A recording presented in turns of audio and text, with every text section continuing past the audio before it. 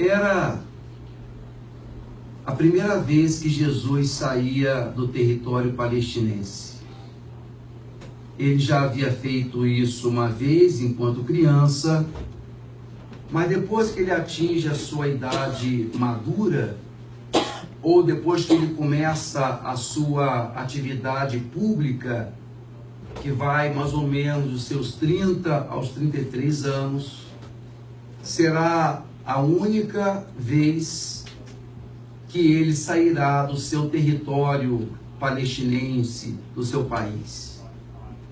Essa saída de Cristo deve ter se dado para que ele se livrasse um pouco da vigília constante dos fariseus. Esses estavam observando a sua postura, a sua conduta, a maneira como que Jesus se portava, se agia diante de determinadas circunstâncias e o que ele dizia.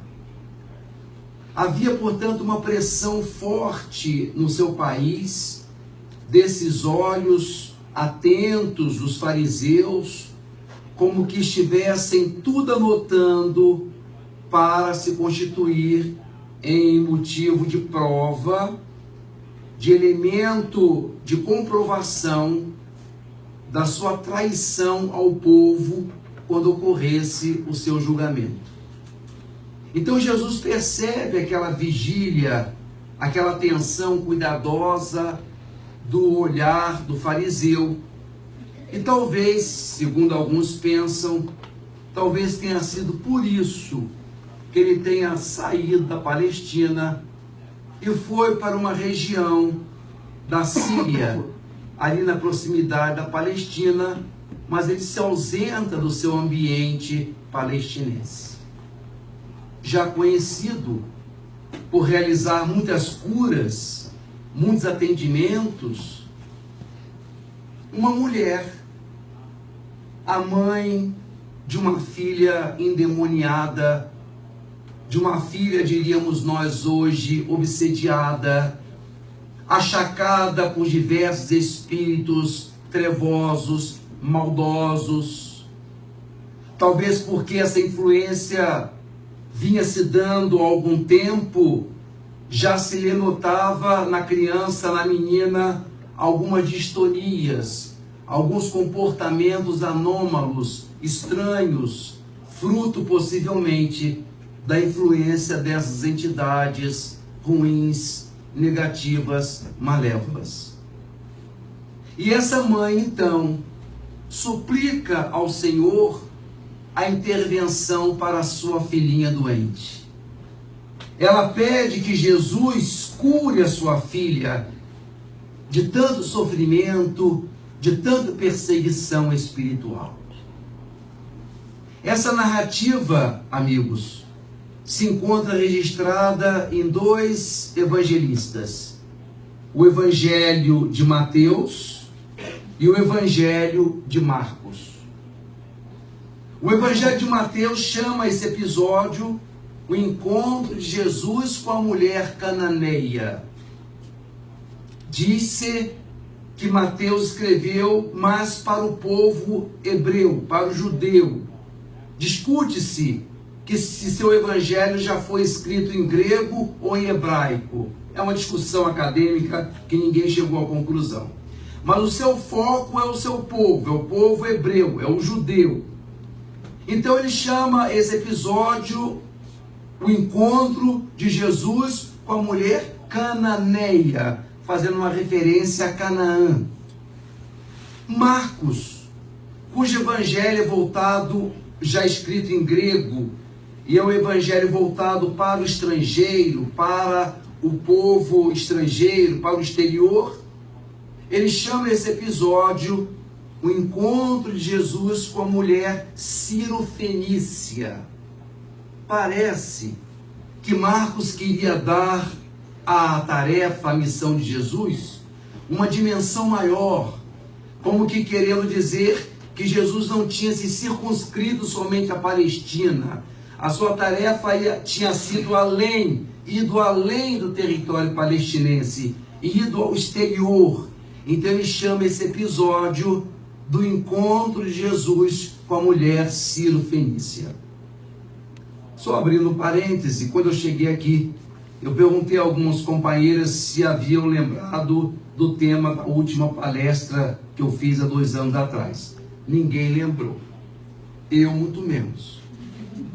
Então, queridos, se eu estiver repetindo a mesma palestra, por caridade, vocês, quando falar uma coisa mais engraçada, vocês riam de novo, mesmo sem vontade. Quando eu contar uma coisa diferente, faço uma cara de espanto, ainda que seja para me enganar, para que não fique aquela sensação desconfortável de a gente estar falando a mesma coisa. Eu quero ir embora achando que eu fiz uma palestra diferente. Mas esse episódio, então, é narrado pelos 2 evangelistas, que narra a súplica de uma mãe, uma mulher cananeia ou uma mulher Ciro-fenícia, não sabemos. Os pesquisadores hoje é que explicam o porquê de uma denominação diferente entre os 2 evangelistas. A mulher pede a Jesus atendimento para sua filhinha doente, e o Senhor da vida, que havia feito já diversos milagres, não esboça a mais mínima reação facial, não franze a testa, não demonstra atenção pelo caso, pelo contrário, parece indiferente à súplica daquela mãe desesperada, o que para nós já é espantoso. E além disso, depois de ouvir-lhe a súplica, Jesus vira-lhe as costas e sai andando, como se não tivesse ouvido nada, como se não tivesse aquela mulher pedido nenhuma intervenção. Ele vai embora, deixando aquela mulher sem atendimento, sem resposta, sem acolhimento. Era uma mãe, queridos. E essas criaturas sabem amar como nós ainda não aprendemos a fazê-lo. Existe no coração dessas criaturas uma capacidade de elas abrirem mão das suas vaidades, das suas vontades, dos seus desejos, até então mantidos, mas quando surge aquele serzinho, aquela coisinha que ele chamará de filho, elas esquecem todas essas vaidades, todas as suas vontades, e tudo passa a ser em função dele. Essa era uma mãe, como eu disse a vocês. Embora Jesus demonstrasse certa indiferença, ou diria total indiferença para a súplica dela, ela, ao invés de desistir, como que ia dizer, bom, eu falei, ele não me ouviu, que se dane então ele também. Era uma mãe aflita, cuja filhinha estava doente, e uma mãe que nem tão pobre era assim, nem mendiga era, havia aprendido com os pobres e os mendigos a súplica que eles faziam ao Senhor. Senhor, filho de Davi, tem piedade de mim. Senhor, filho de Davi, tem piedade de mim. Ou seja, se humilhando. Jesus não havia lhe dado a mínima, e ela ainda assim vai atrás de Cristo, ele caminhando com os discípulos, e ela atrás gritando, Senhor, filho de Davi, tem piedade de mim. É quando um dos seus discípulos lhe vira e diz, Senhor, até onde essa mulher vai assim, gritando atrás de nós? Nós não queremos chamar atenção sobre nosso grupo, e essa mulher gritando assim, desse jeito pela rua, como que ela vai parar? Até onde ela vai assim? O texto evangélico não diz, mas eu quero crer que o que eles estavam tentando ali fazer é pedir de Jesus uma providência. Era uma maneira indireta de dizer, atende ela, Senhor. Os discípulos, até faz alguma coisa, Senhor. Não queriam falar isso. Então, Senhor, até onde ela vai conosco assim gritando? Mas era como se tivesse pedido, Senhor, toma uma providência, atende ela que ela para. E Jesus então vira-se para o discípulo e os que estão próximos e diz: a mim não parece certo tirar o que é das crianças para os cães. A mim não parece certo sair do meu povo, porque eu vim para o povo de Israel. Estranha essa fala de Jesus. Se ele pregou o amor universal, amai-vos uns aos outros como eu vos amei, como eu estava dizendo naquele momento que aquela mulher, por ser uma estrangeira, por ser uma gentia, por ser um povo não judeu, então ela não merecia dele nenhum atendimento, nenhuma ajuda, nenhuma misericórdia, nenhum perdão. Estava ele dizendo que veio para o povo de Israel e não achava justo desviar sua atenção para o povo estrangeiro. Estranho, irmãos. É quando então a mulher se aproxima dele e renova a súplica. Essa cena, quando eu li essa cena da mulher Sirofenícia, eu me lembrei da época em que eu trabalhei como farmacêutico num hospital pediátrico em Niterói, em que nas noites frias, a plantonista da emergência, que devia fazer a ficha das mães para o atendimento, quando era 10 horas da noite, ela que tinha que trabalhar 24 horas, ela fechava a portinhola, porque já estava na hora de dormir e descansar, e dane-se quem viesse pedir atendimento. Algumas vezes eu vi essas criaturas, mães, era um hospital de crianças, elas chegarem, a porta fechada, e ela então batia, e a atendente lá dentro, a essa altura, dormindo, sem se dar conta de que a tarefa dela era atender a que hora que fosse. E finalmente, depois de tantas batidas, a moça abria a porta, olhava para aquela mãe e dizia: que é? Uma voz assim, super amiga, super fraterna, super gentil. É nessa hora que a gente pensa que se fosse ela mãe, com febre, com dor, ela falaria uma meia dúzia de palavrões para aquela mulher e ir embora, porque era demais aquela humilhação. Ela devia estar com a porta aberta e ao invés agora dela bater e abrir, ela respondia daquela maneira. Mas ela não fez isso. Não fez porque era o filhinho que estava com febre e doente. Então as pessoas conseguem engolir seco, engole doendo lá dentro e consegue ajantar forças, sabe Deus aonde, e conseguem dizer assim: minha filha, desculpe interromper o seu descanso, é porque o meu filhinho precisa de atendimento, está com febre e eu não sei mais o que fazer. A moça então escreve 2 frases, era o que ela tinha de fazer: o nome da criança e a queixa, e encaminhá-la para o atendimento.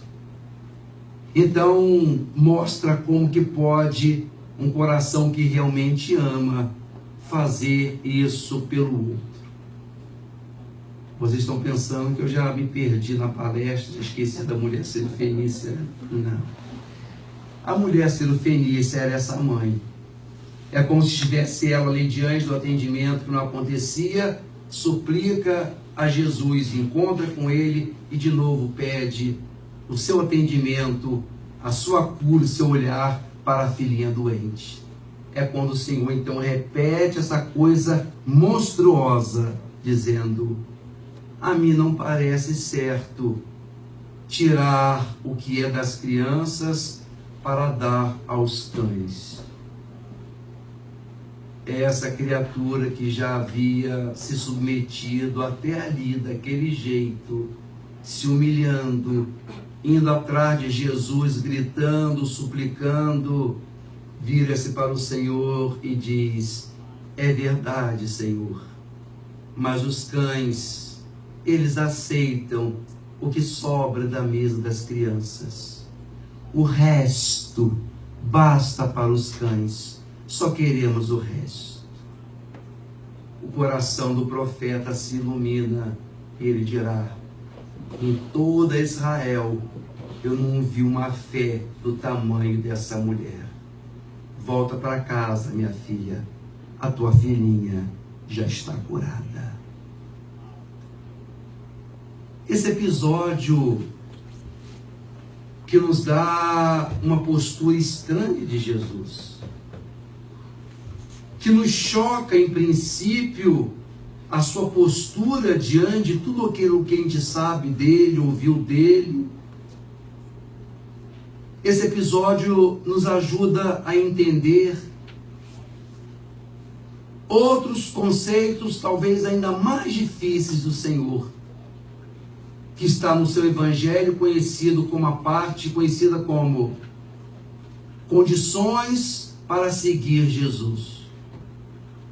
Aquele que quiser me seguir, tome a sua cruz, negue a si mesmo, porque aquele que quiser salvar a sua vida, vai perdê-la. E aquele que perder a sua vida por causa de mim, vai ganhá-la. Não pode ser meu discípulo quem não renunciar à sua própria vida. Não pode me seguir aquele que não odiar a sua própria existência. Palavras duras, irmãos. Palavras difíceis. Então, seguir a Jesus significa que nós devemos renunciar à vida, odiar a vida. Ora, nessa altura cabe a gente dizer ao Senhor: Senhor, peraí, a minha vida está certa, não é um mar de rosas, mas também odiar eu não odeio.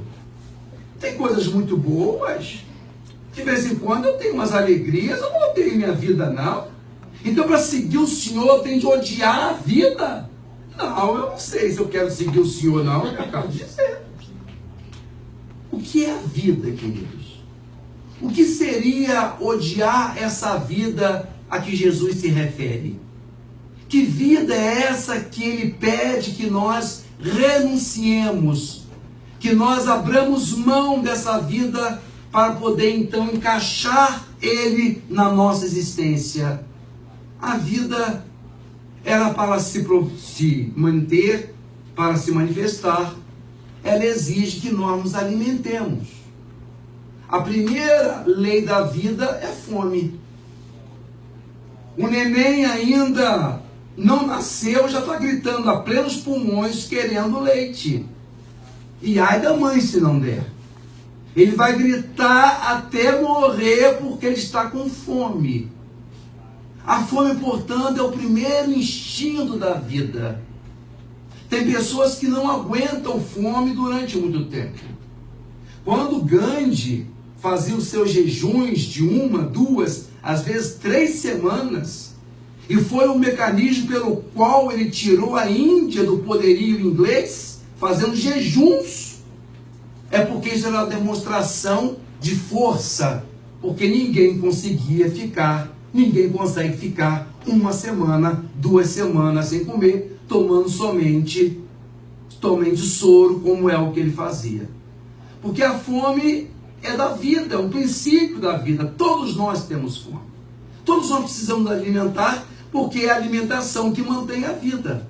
Eu tenho uma amiga que viaja comigo, uma moça até muito serena, muito simpática, muito gentil, e que nem é gulosa, mas sabe, tem de almoçar ao meio-dia e tem de jantar às 7 horas da noite.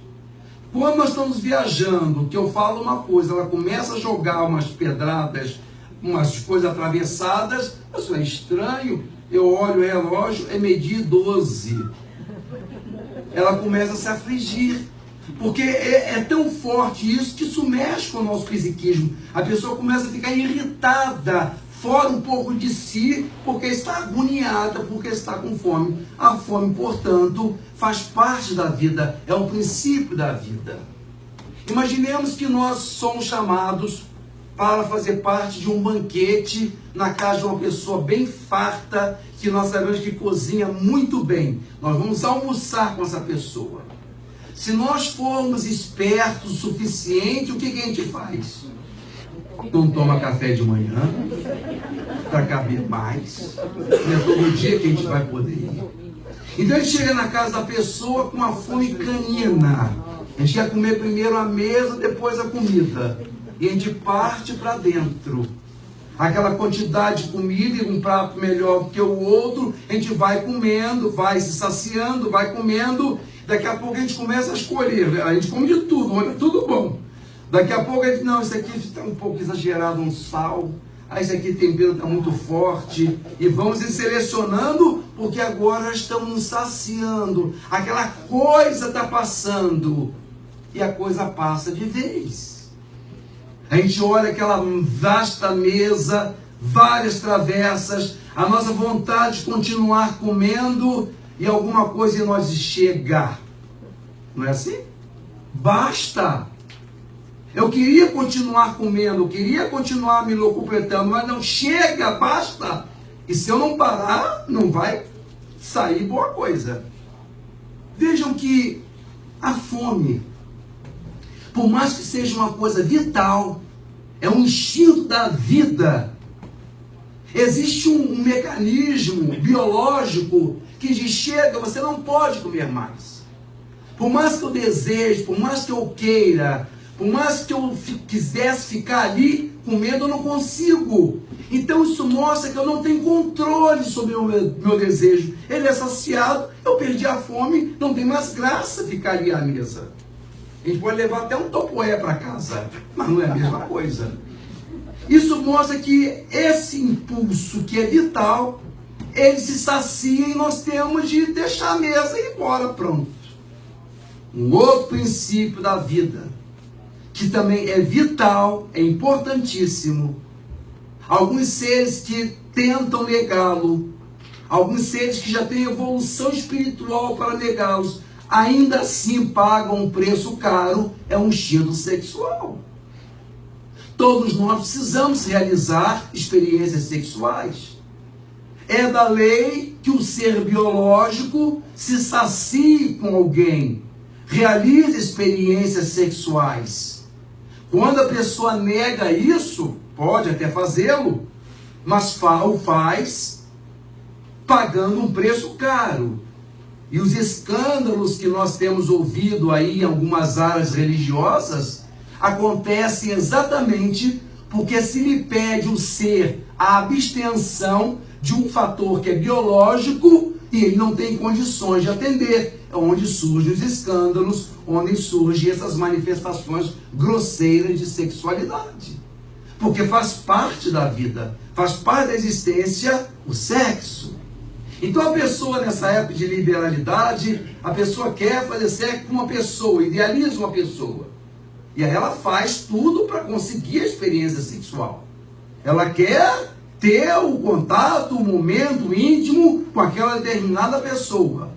Então ela tende a seduzir.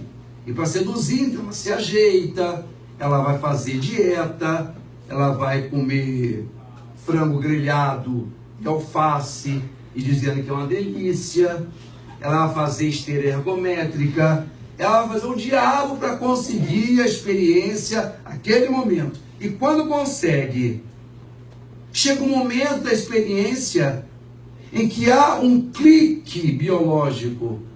Depois que a criatura atinge o clímax, cessa. E a pessoa fica pensando, meu Deus do céu, quanta canseira para chegar aqui. Quando não, algumas vezes eu soubesse que ela ia, né? Porque, por mais que tivesse o desejo até ali, aquilo se esfumou, desapareceu, acabou, escafedeu-se. De uma maneira que nós não tínhamos controle. A ideia é se deixar essa pessoa, ela continuar aquilo eternamente. Porque é extremamente prazeroso. Mas ela não tem controle. A coisa acontece, o clímax é atingido, e ela olha a pessoa assim, ah, meu Deus, com vontade de jogar a pessoa longe, não acontece, enfim. Vejam, queridos, que eu trouxe aqui a ideia de que são dois princípios biológicos vitais, essenciais e importantíssimos. E ainda assim, Sobre eles, nós não temos poderes absolutos. Eles, uma vez saciados, nós temos de abrir mão daquele desejo, daquela vontade, porque simplesmente nos completamos e agora temos de esperar um longo tempo, às vezes, até que tenhamos fome ou vontade de fazer sexo. Que vida é essa?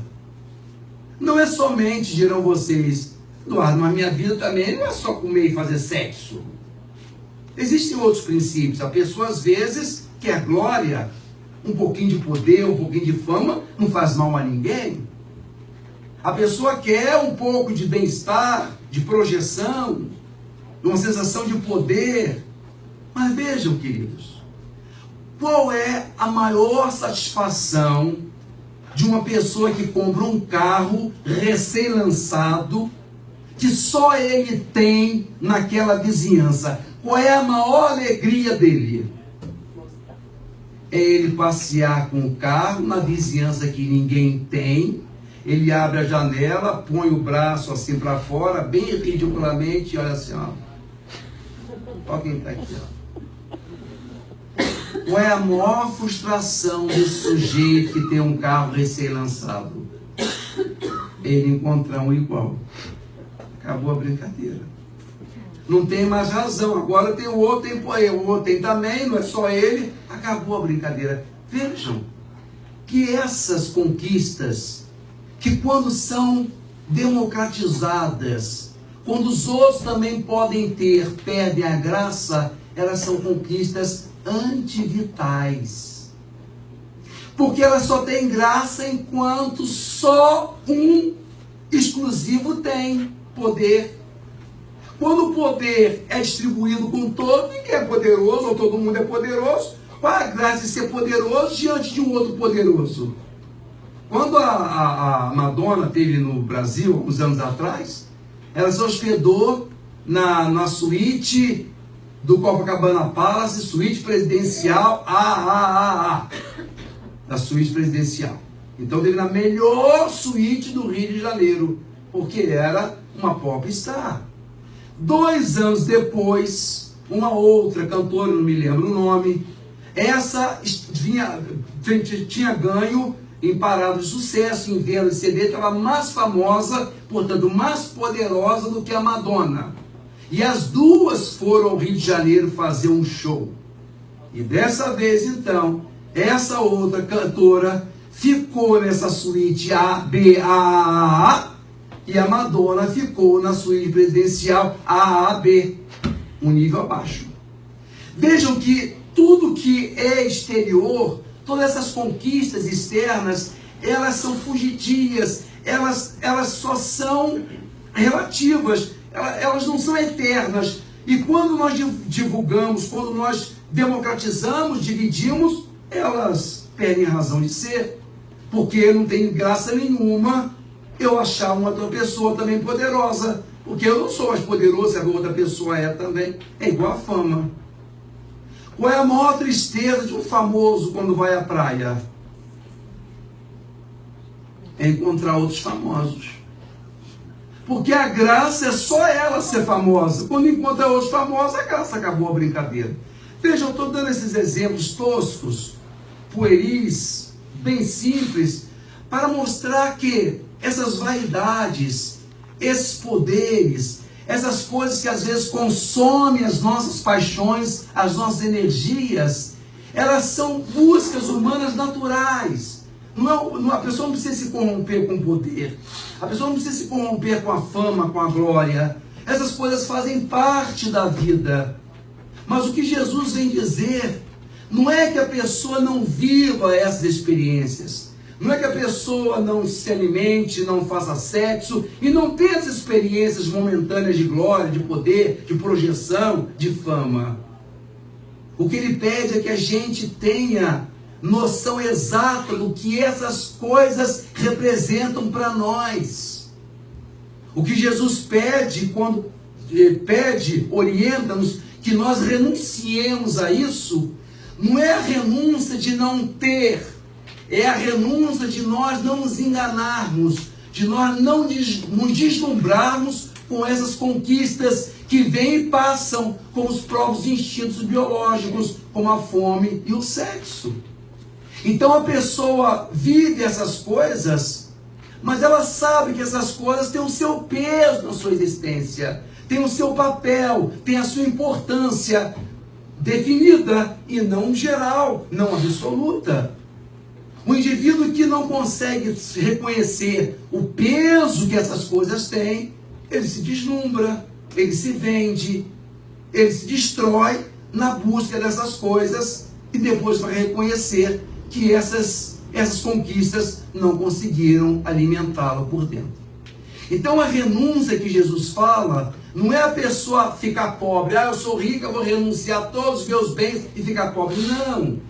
É uma postura interna em que a pessoa possui o que tem de ter, mas ela devota tudo isso a Deus. Ela não se deslumbra com o que tem. Jesus não é contra os bens. Ele é contra a postura orgulhosa que nós temos por ter o bem. Não é possuir os bens, é a postura nossa orgulhosa pelo fato de ter ou possuir bens. Então, quando ele pede renunciar no sentido de nós sabermos o valor que essas coisas têm, o valor que essas coisas apresentam na nossa existência como seres. Podemos viver todas as experiências que quisermos, desde que nós tenhamos ideia clara de que essas coisas têm um peso específico, elas têm um valor limitado, determinado, elas não respondem pelas minhas aspirações maiores, mais profundas. O Evangelho, meus irmãos, não é para esses que estão buscando essas ilusões. O Evangelho não tem nada a dizer para aquelas pessoas que ainda estão deslumbradas, procurando essas coisas, como se essas coisas fossem a última realização. O Evangelho não tem nada a dizer para o sujeito que está cego das coisas espirituais e ainda se encanta com essas conquistas materiais, passando por cima de valores espirituais. Ele não tem nada a dizer, porque a pessoa não está preparada. Ele não tem mensagem nenhuma para quem não está preparado, porque a pessoa está na ilusão. Como diz os orientais, está em Maya, ela está na ilusão, ela está mergulhada no mundo de Maya ou Maya.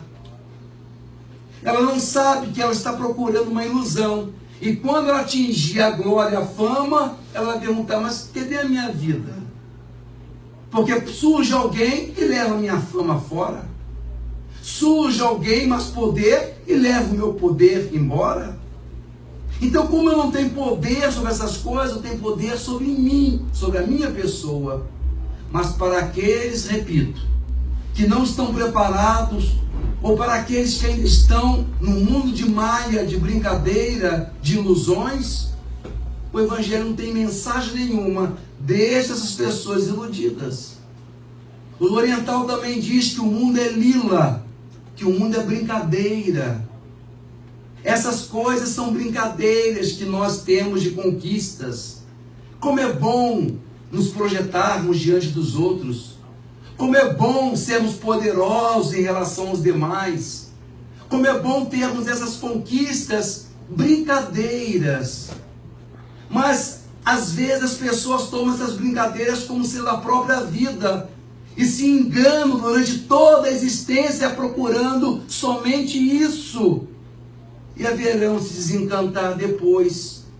Porque brincar é muito bom, queridos, mas cansa. Qualquer criança, a gente pode dar o brinquedo mais bonito que for. Ao final de um tempo, ele joga aquilo do lado. Não interessa mais, porque brincar cansa. Quem não estiver cansado ainda, para aquele que as aventuras sexuais, os ganhos materiais, a glória, o poder e a fama se constituem as suas grandes buscas, as suas grandes paixões, os seus grandes objetivos, o Evangelho diz: continue brincando. maduro.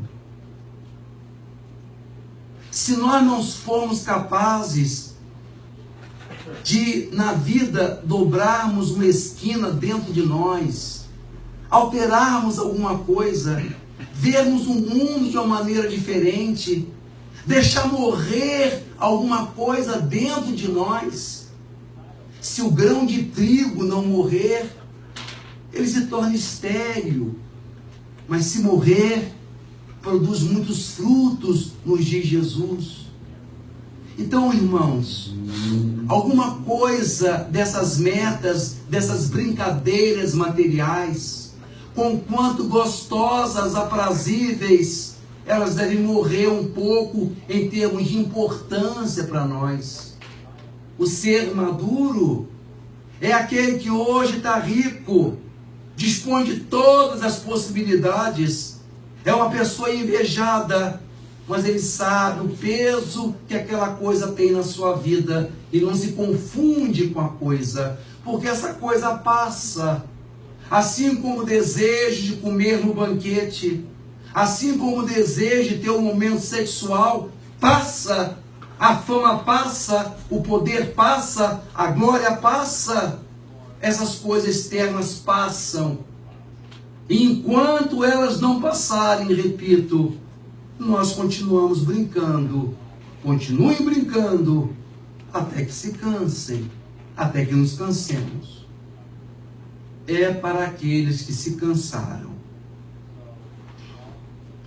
É para essas almas que estejam elas em condições privilegiadas ou não, mas que reconhecem em todas essas experiências momentos, circunstâncias, contextos, para essas almas que se sentem transeuntes, passageiros, viajantes da vida, passando pelas diversas experiências, e cada experiência se lhe trazendo uma coisa, um aprendizado.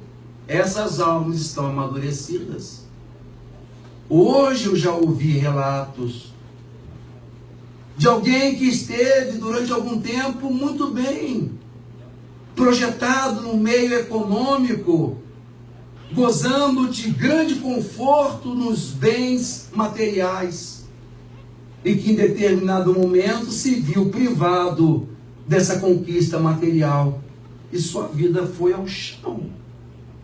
A sua vida exterior passou a não ser mais invejado, admirado, querido, desejado pelos outros. Mas é porque dentro dele estava germinando alguma coisa diferente. Se o grão de trigo não morrer, ele se torna estéril. Mas quando morre alguma coisa, ressurge todo um potencial do trigo.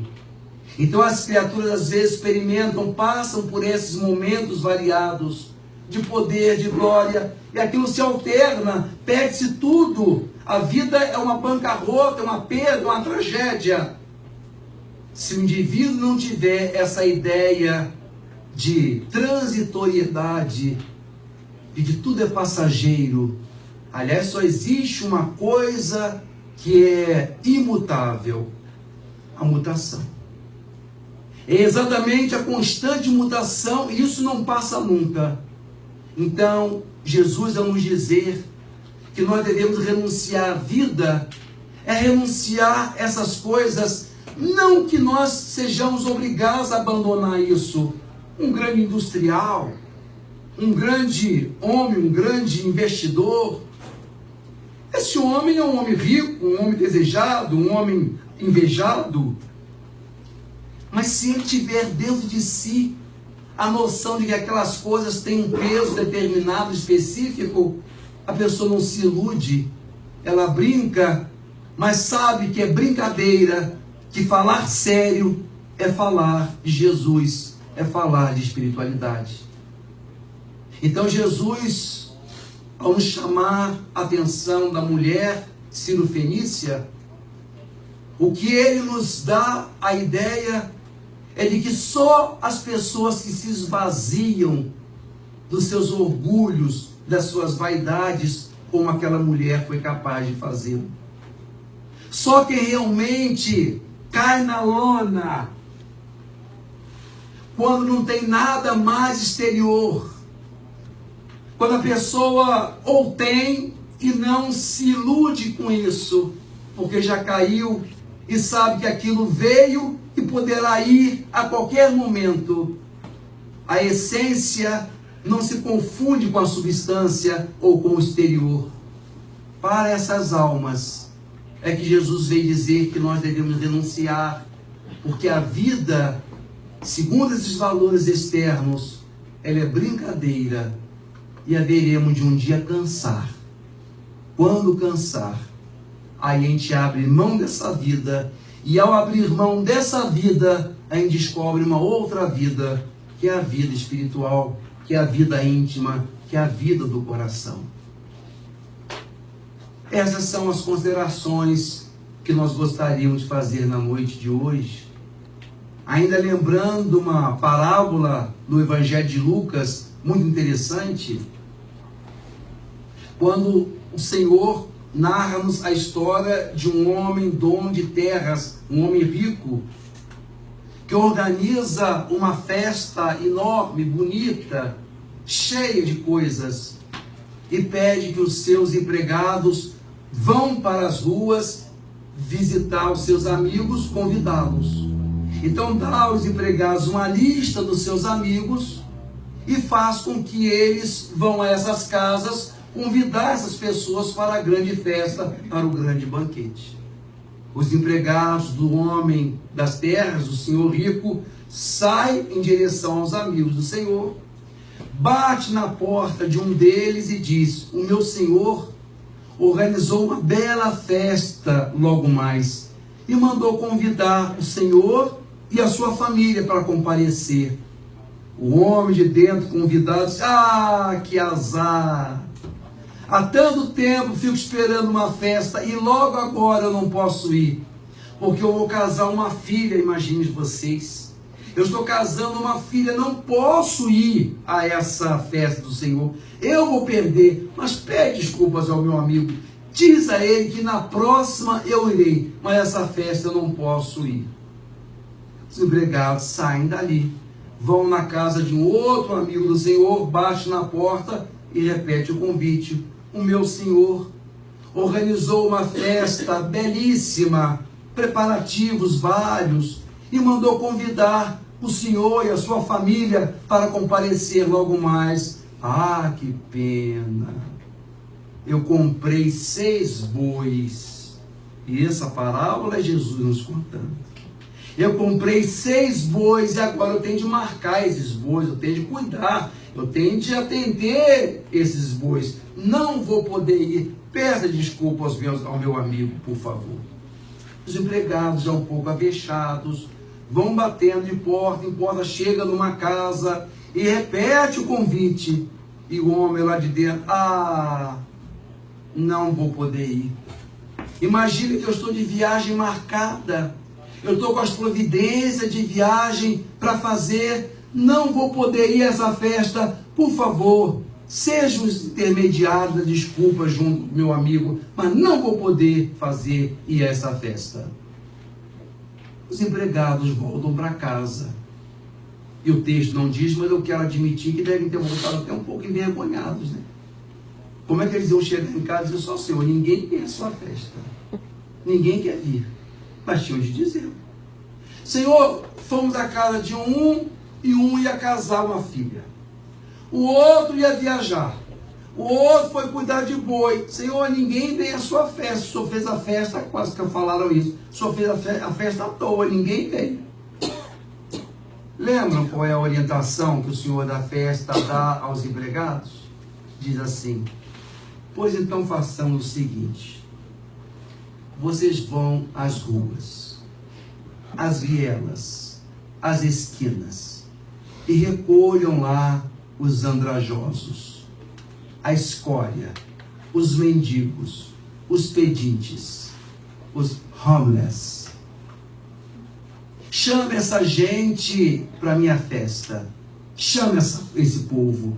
chame aquilo que não tem nada, o resto, as pessoas que não têm nada, chame essa gente para a minha festa. E segundo Cristo, o salão do Senhor ficou cheio. Meus amados, quem ainda tem boi para marcar? Quem tem filha para casar? Quem tem viagem para fazer? Não está pronto para vir à festa. Jesus mandou às ruas os empregados catar nós, os pobretões, os que não têm nada, os que estão prontos para o convite do Senhor. Essas pessoas que entraram hoje no salão e respiraram fundo e disseram: consegui. São aquelas pessoas que, à semelhança da mulher cirofenícia, já se esvaziaram das conquistas, ou ainda que as tenha, consegue dar a elas o valor, mas conseguem priorizar as buscas espirituais. Nós todos somos a escória. Nós somos aqueles que não temos nada, e porque não temos nada, estamos prontos, Senhor. É só o Senhor chamar. E nós todos aceitamos o convite. Estamos fazendo parte dessa grande festa na noite de hoje. O Senhor vem para aqueles que já cansaram de brincar. O Senhor veio para aqueles que já descobriram que o mundo é ilusão, que admiram, que gostam, que experimentam, que até se sentem prazerosos em algumas experiências, mas não se iludem, não se deixam confundir, não se confundem com essas buscas, porque essas buscas não conseguem nos essencializar. Não importa o bem que a gente tenha, não importa a experiência que a gente esteja vivendo, importa é que nós tenhamos o nosso coração junto ao Senhor da vida. Há uma passagem de Pedro muito interessante, que eu já vou terminando. Vocês estão pensando que eu vou falar até às 10h30? Vou me alongar, vou até às 11h15. Já me despedindo, me lembro de Pedro, quando ele assiste aquela cena de Jesus, ocorrida entre o mestre e o moço rico, que se aproxima do Senhor e diz: mestre bom, que devo eu fazer para herdar a vida eterna? Jesus o corrige de pronto e diz: bom, só o Pai o é.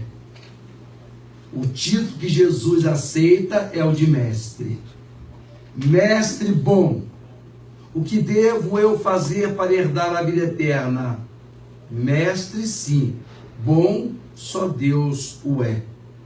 Se queres a vida eterna, vai, vende tudo que tens, dá a quem não tem, segue-me e terá a vida eterna. O moço era um moço rico. Olha para Jesus e diz: como?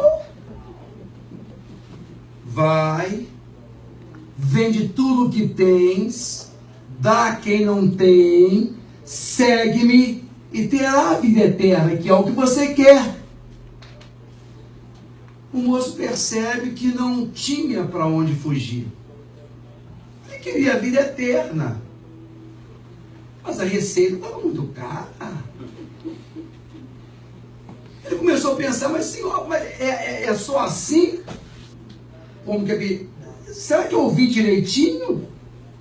Vai, vende tudo que tens, dá a quem não tem, segue-me e terás a vida eterna. Ah, Senhor, eu quero a vida eterna, mas está muito cara. Não sei se eu vou gostar também dela assim, não. Aqui eu já tenho uma pomba na mão, não é assim? Aqui eu já estou mais ou menos bem. Tem uns dias bons, tem outros dias que não são tão bons, mas mais vale uma pomba na mão que duas boas. Não sei se eu vou gostar do lado de lá assim. E o desfecho, queridos, é que ele desiste. Ele ainda estava brincando de lila, ele ainda estava mergulhado em Maia, Ele viu que Jesus não aliviava, não melhorava. Ele então dá um passo para trás, como aquele dizer, não é hoje. Podemos ver aquele moço ir embora, irmãos. Possivelmente quem olhasse-o pelas costas viria aquelas pernas indecisas, sem ele saber se estava certo indo, se era que era melhor ir embora, não era melhor voltar. Mas se lembrou que daria uma recepção naquela noite para alguns amigos, e aquilo tomou a sua mente e ele desapareceu por entre as muralhas de Jerusalém. Não estava pronto. O mundo ainda era muito fogoso, o mundo ainda era muito bom, as coisas aqui ainda valiam muito a pena. Pedro vê essa cena. Pedro vê aquele homem ir embora, aquele moço rico ir embora, desiste, não aceita, prefere ir embora. E Jesus ali vendo aquele homem ir embora.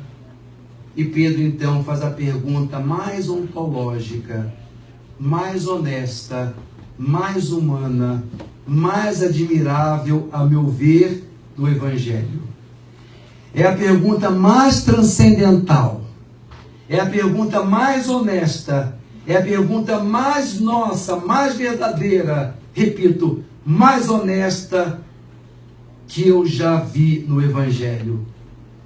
Pedro tem a ousadia, meus queridos. Pedro tem a cachimônia, a petulância.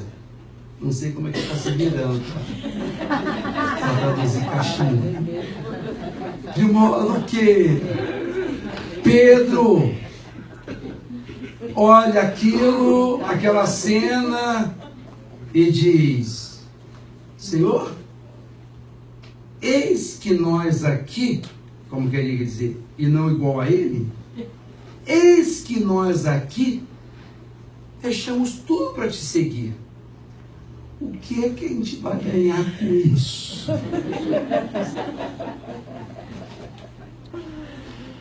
O texto não diz, nós dizemos para os outros discípulos, Pedro! Não é assim? Que isso, Pedro? É coisa de perguntar isso ao Senhor?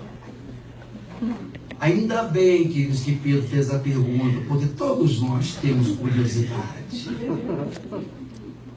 Quando temos de abrir mão de uma coisa fácil, quando pedem que a gente pare de beber e já está cansado, está ficando doente, aquilo não é muito esforço, a gente deixa de beber, é só isso, então tá bom. Pedem para deixar de fumar, aí depois de tanta pregação, a gente então consegue deixar de fumar, é só isso, tá bom. Mas quando nós temos de virar uma esquina dentro de nós mesmos, quando temos de nos desapegar de alguma coisa que a gente já se apaixonou e que gosta, quando nós temos de realmente abrir mão de algo que a gente valoriza e quer, todos nós perguntamos, Senhor, não dá para aliviar? Senhor, eu quero a vida eterna, mas está muito cara.